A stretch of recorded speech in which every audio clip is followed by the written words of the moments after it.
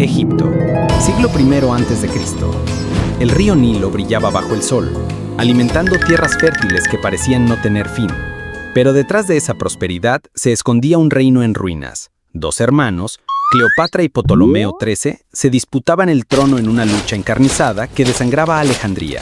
Y más allá del Mediterráneo, Roma, la república más poderosa del mundo, vigilaba con atención. Porque el Nilo no solo daba vida a Egipto, también alimentaba a Roma con su grano.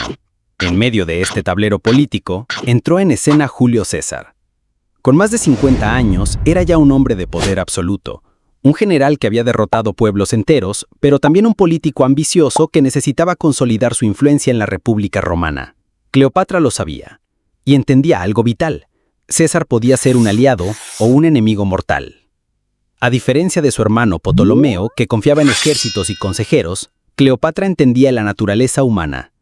Sabía que conquistar un corazón podía ser tan útil como conquistar una ciudad.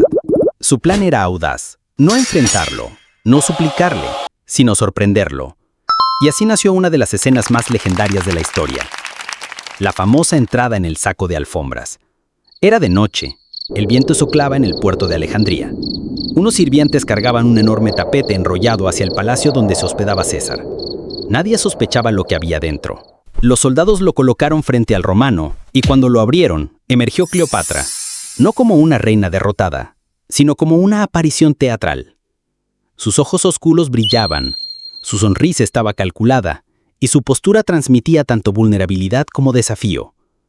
En un instante transformó una audiencia política en un espectáculo. César quedó sorprendido.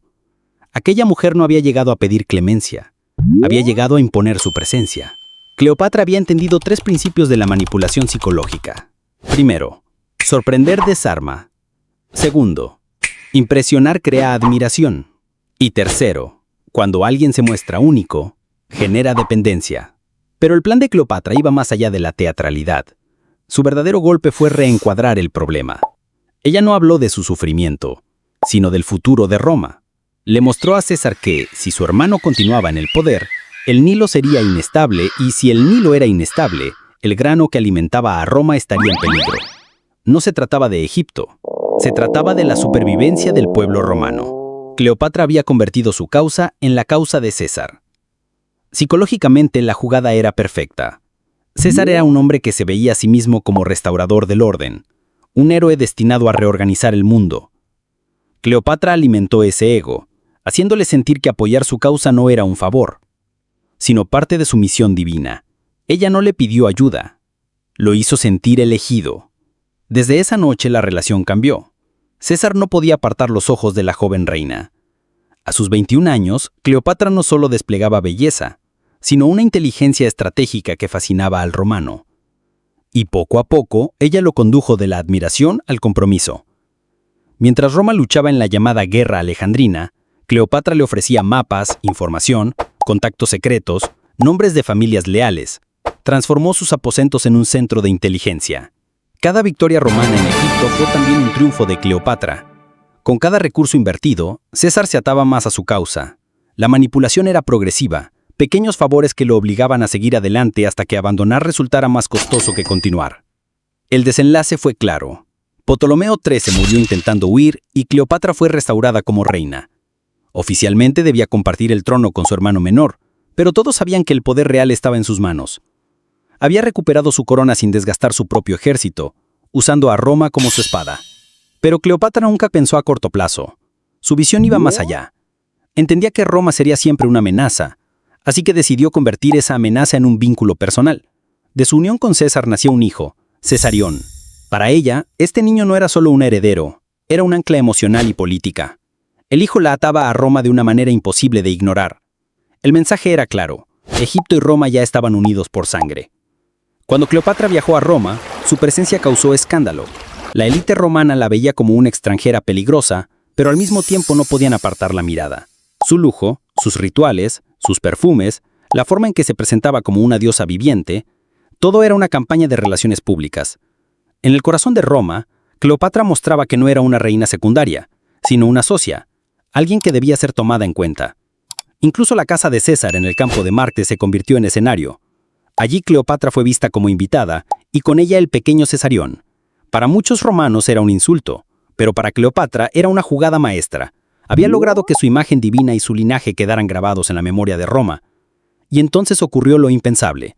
En el año 44 a.C., Julio César fue asesinado. El mundo de Cleopatra tembló, pero no se derrumbó. Demostró una vez más su frialdad estratégica.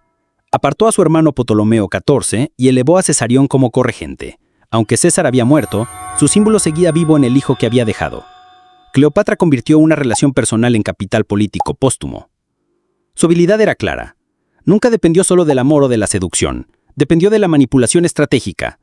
Convirtió las emociones en armas, los símbolos en escudos y los lazos personales en herramientas de poder. ¿Cómo utilizó Cleopatra a Julio César para sus intereses?